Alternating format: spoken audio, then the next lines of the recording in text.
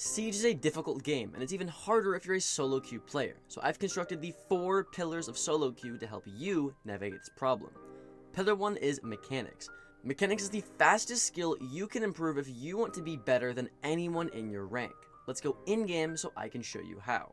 So as you can see, I brought you into the training grounds, and there's a lot of things that you can do here that will immediately improve your aim even the same day. So if I clear this target, you can clearly see that there's a target here, and one of the easiest things that you can immediately do to improve your mechanics is your recoil control. All you really have to do is pick a gun that you're bad at controlling the recoil with, get the target to 5 meters, then you're going to aim your crosshair at the bottom left, and you're not going to control your recoil at all. You're just going to hold left click or right trigger depending if you're on console, and you're just going to look at the bullet spread, right? Now looking at this bullet spread, you can see that there's not much side to side recoil, but there's a lot of up and down recoil. So all that I would have to do to get rid of this is pull down if all it's doing is going up. So now that I know that, I'm going to consciously just try to pull down. And as you can see, now most of my bullets are together. It was that easy to control recoil. It literally took me 5 seconds of analyzing a bullet spread and then trying to replicate it in its inverse. It's that easy. Once you've done it on the target range, you can easily do it on the dummy here too, just to get used to actually shooting ahead. But recoil control is not the only mechanic that you need to get down. You also need to get down flicking. If you go to the 3rd range and you copy these settings right here, 60 big ball, 4 walk, near and on, and then you leave and press begin, there will be red orbs that appear that you can easily shoot and flick to practice your flicking. Just like this. As you can see, I definitely need a refresher, because this shit is bad! But you get the idea. You can easily practice your flicking with the balls right here. The only thing that I recommend after practicing your flicking is your tracking. You can easily trace the balls as they move along. You can make the balls smaller as well if you want to. You can make them farther away to really practice your tracking, and it's something that's pretty easy to do. You also should practice your tracking while you're shooting. Track directly in front of the ball to get your tracking down, right? Something that you can easily do. But when it comes to mechanics, the actual mechanics of your shooting is not the only mechanics that you can improve. You also need to practice aiming head level, which is actually easier said than done. Now, at the time of this recording, as you can see, there are still terrorist and T-hunts, so it's very easy to practice aiming head level. But by the time this video comes out, there won't be T-hunts anymore. There'll be the little map tour things, but you can still do the exact same thing by aiming head level to shoot the dummies. All you have to do is turn on headshots only, and then you're going to walk around and purely try to one-tap people while aiming head level on the map just like this. It's consciously telling my aim to aim head or crouch level, depending on if they're crouching, which will very much increase the likelihood that I hit a headshot in actual game. All you have to do is run this up on bomb like once or twice, and you pretty much have it down packed. There's no reason to set terrorist difficulty any higher than normal, just because if you want players to actually shoot you back for that experience, you can just do the next tip that I'll go over right now, which is going into a deathmatch. Going into a deathmatch will get you and your mechanics a warm-up against actual people who actually shoot back and move. One of the worst parts about warming up in Siege is that if you don't do it properly by going into an arcade, you're warming up your aim against still targets. And in-game, people are nothing but moving all of the time. So you need to be able to get used to people who quick peek, who lean, who are shooting you back, who are sprinting, who are hiding around corners, and things of that nature, so that you can actually get your aim up for a realistic scenario when you're playing ranked. It's very easy to do. All you have to do is run around with a gun, take every single gunfight that you see, but do it in a way that you will win, so that you're not practicing bad habits when you go into ranked. There's also things like aim labs, Kovacs, and third-party websites that you can use to improve your aim as well, like Osu. So if you really want to get your mechanics down packed, that is one way that you can easily do it. If you have a good aim and terrible game sense, you can make it all the way to plat. I've played in plat every single season when I climbed to champ on stream, so I know it's possible to have teammates with room temperature IQs and godly aim that carry you to the win. It's possible, and it's even viable. But that was just one of 4 different pillars of solo queue that you need to master in order to rank up in Siege. The second of which being game sense. In order to improve game sense, the fastest thing you can do is unfortunately just playing the game, but not in the way that you might think. The worst mistake that every player makes when trying to improve is not blaming yourself enough or taking enough accountability. Realistically, if you were good at the game, as good as you might think you are, champ would come easily to you like it does to other people, so obviously there's things you can do to improve. instead of just playing the game, you need to play the game and analyze the game as well. Every time you die, think, how did I die? Why did I die? What could I have done to not die right there? Or every time you see someone die on your team, or see someone on your team in general get a kill maybe, ask yourself, why did he just get that kill? Why didn't he lose that fight? Why was he standing there and aiming this way? Or why was he aiming this far away from the person? Or why was he holding this angle? All viable questions, right? Watching better players than you, whether it be pros or, like I said, just people in your ranked game and on your team, and analyzing why they do what they do will greatly increase your game sense and the rate at which you get game sense faster than just playing the game normally like everybody else. If you want better game sense as well, you need to understand a second thing, which is map knowledge. Once you understand why people push where they do, or where they push, you can easily have the game sense to counter the common pushes and defensive holds. All you have to do, too, is just watch your teammates. Why are they picking the same ops for the same sites? Are they pushing the same places? Why are they doing that? Well, if they're doing that, then there's got to be a reason. Maybe there's a wall that needs to be opened. Does your one teammate set up the site the same way every single round? Why is this reinforcement over here and a rotate right here? These questions all have a root answer, because the thing about Siege is that everything is intentional. The reason for this is because at Siege's core, Siege is a strategy game, not a shooter. You've had people playing this game for 10 years, so obviously the default site setup has gone through filters of pro players and good players, so now everybody knows the optimal way to set up every single site. So everything that you see has a purpose. If you can outsmart your enemies, you don't need the best aim in the world. You can easily position and outthink your enemies to death. I'm a great example. I don't have the best aim, I'll admit, but I effortlessly hit champ every season because I've just played and studied the game so much. I know where all attackers will push and defenders will defend.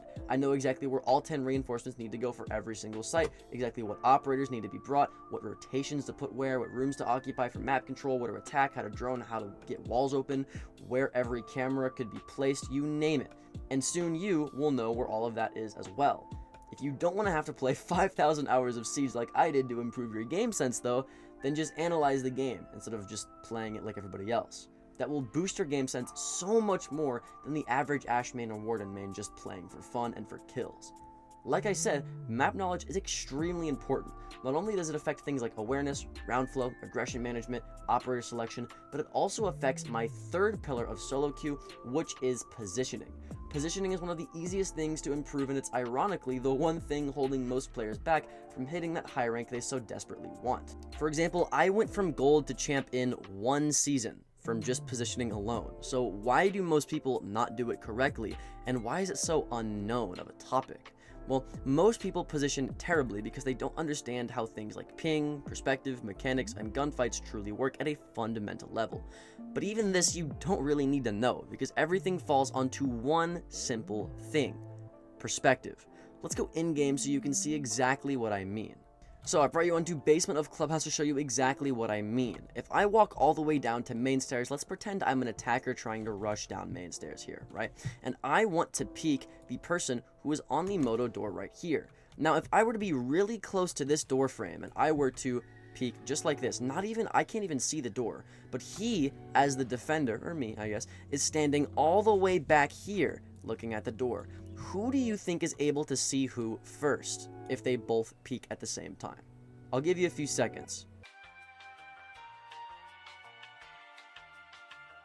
Well, if you chose the defender, then you'd be right. Let me explain why. If I'm close to a door frame right now, as you can see, my left foot and the entire left side of my body is actually peeking out. And anybody that is on main stairs that's far away from what they're peeking will easily see my shoulder, and I can't actually see them. That's just perspective in Siege, and even in real life, that's just how it works. So the first lesson that you need to know about positioning, especially when taking gunfights, is to just back up off of whatever you're swinging. Not only that, but if you know that they're far away from what they're swinging, you need to make sure that you're farther away from what you're swinging, so that even if you aren't close to the door frame, you'll still be able to have a few milliseconds of you being able to see them before they're able to see you, which gives you more of a reaction time to kill them than for them to kill you. It's an easy advantage that you can get in every single gunfight that you take, and if you think that you're going to take a gunfight that's close and they have one that's from far, you might just want to not take that gunfight. Another tip that I want to go over is swinging into somebody's peek versus peeking into somebody's swing. There's a very big difference that you need to have distinguished. Let's say again I'm an attacker walking down the main stairs trying to attack basement, but this time the defender is on this door here. Now if I, as the attacker, were to just walk to the right, and swing this way to try to kill him, what side of the door should the defender be on in order to win that gunfight efficiently? If you chose the left side of the doorway, well, you're actually wrong. It's the right side of the doorway. Let me explain why. As the defender, if I'm on the right side of the doorway and I see someone swing to the left with their entire body, because I have to actively peek into their swing, I can choose how much I peek and how far away I peek, so I'm choosing exactly how much of their body I can see and how much of my body they can see. This is me peeking into their swing. This is what you want to be doing. Now, if I were to go to the left here and they were to swing to the left, if I wanted to peek them, I'd have to expose my whole body whenever they're swinging. So now you'd be swinging into their peek. This is not good. A good rule of thumb is if they're swinging left, you want to be on the left side of the door. If they're swinging right, you want to be on the right side of the door. This allows you to control exactly how much you're able to swing versus how much you're able to see on them. If you want to think about it differently, I'm essentially holding a crossfire. I'm on the right side of the door because they're swinging from the left. Now I'm on the left side of the door because they're swinging from the right. Either way of thinking, it's the exact same principle. You just want to be peeking into their swing and not swinging into their peek. When it comes to positioning as well, one thing that differentiates pro players from the average player is how long of an angle they're holding. Now, if I told you that the average gunfight distance in ranked was 8 to 6 meters, would you believe me? That's about this far away. Well, it is. That's the average gunfight distance. On smaller maps, it's 6, and on larger maps, it's 8. Now, if we were to go to Pro League, how far away do you think their average gunfight distance is? Well, it's actually closer to 14 and 10. The reason for this being is because if you hold longer angles, it allows you to have much easier gunfights and much safer gunfights. Now, we talked about why it's advantageous to hold longer gunfights from the actual thing that you're swinging off of due to perspective, but also it's just safer. If I'm peeking right here and someone's coming down main stairs and I have this far away of an angle, that is so much of a safer gunfight for me than if I were on this door frame and they were swinging me from the staircase, right? Because I look like such a bigger target due to the fact that I'm closer. So they have more of a target to hit with their bullets, meaning they don't have to be as good of an aimer to be able to shoot me. But if I'm all the way back here, let's say I'm prone holding a very, very tight long angle, they have to be very, very precise if they want to hit me at all. So holding longer and tighter angles in terms of your positioning is going to make you way better at positioning and win you a lot more gunfights. Now, the final thing that I want to go over when it comes to positioning is not allowing yourself to be exposed to 2 enemies at once. You want to be taking one gunfight at a time, or in other words, you want to be taking 1v1s. Now, let's, for this example, go into generator, or blue, or construction, or utility room, whatever you want to call this room. Now, the main issue with holding this is that you have to worry about secret stairs, and you have to worry about the oil pit hallway. How do you juggle both of these power positions and a hatch without dying and isolating 1v1s? Well, using this generator as a blockade to help you do this is the best way. If I use this generator and I want to peek oil to take the 1v1 on oil and not have to worry about the staircase here and the hatch here, I have to use this generator as cover to take the 1v1. Okay, no one's here, or there's a guy here, but I want to kill somebody else because he's too dangerous, or whatever it may be. Then I would use a generator to cover that angle, and then I'd peek a different angle, whether it be the hatch right here, right? Now I'm looking at this hatch, but this angle and this angle are covered. Okay, well, what if no one's on the hatch and I want to peek secret, but I don't have to worry about the hatch or the pit here? Well, what I could do is I could use a generator to cover parts of the hatch and peek secret, or I could use a generator to cover the hatch and peek secret this way if no one's oil pit, right? But you never want to expose yourself to multiple angles at once, especially if you know that they're trying to actively pressure you. You can do this by using cover or by using utility, but that's an entire video for a different day. Now, I know a lot of that was confusing, but it's things you can easily implement into your game literally the same day and see results. Something much more complicated, though, is my 4th pillar of solo queue, which is utility. In an increasingly gunfight heavy meta, you'd think this doesn't matter as much, and honestly, you'd be right to an extent. See, it's like I said earlier, R6 is primarily a strategy game. The majority of the strategy comes from the utility used to make the strategy. Now, as Castle, I brought you to Bathroom and Tellers on Border, arguably one of Castle's best sites and maps. Now, as Castle, you'll particularly see, or even as any operator for that matter, a rotate into bathroom right here. Now, if you understand map knowledge and or game sense because you've been paying attention for the past 2 tips, this rotate right here is used to extend the play and the site into workshop so that you can have a player inside of here. Now, how can I utilize Castle's utility strategy-wise to completely change the flow of the round? There's one castle barricade that does this very, very well, and it's the castle barricade on the bottom metal double door right here. Now, what does this castle in particular do? Well, if I'm an attacker and I know that people typically play in Workshop with a rotate into sight, and I want to take Workshop obviously from them, then I want to come into Workshop, and I honestly want to go into the hallway right here and surround them in Workshop. Now, you might be thinking that this castle is to prevent them from going into the hallway, but it's actually not. We're playing a mind game here. As an attacker, if I see, oh, there's a castle barricade here, and I know this door is dangerous to walk in, then what I'm going to do is go into Workshop, and I'm going to go into this rotate that the defenders made for me to go into as bait. If I go into here, you as the castle player, all you're going to do is sit somewhere inside of Workshop holding a long angle just like this onto the rotate, because you know they're not going to come in through the door. That'd be way too dangerous. And if they do, then you can easily throw a proximity alarm right here to alert you of that, and all you have to do is literally just change where your crosshair is, from here to here. And then we talked about not exposing ourselves to two angles, so instead, let's go on this pillar and hold this doorway instead. That's a much better angle.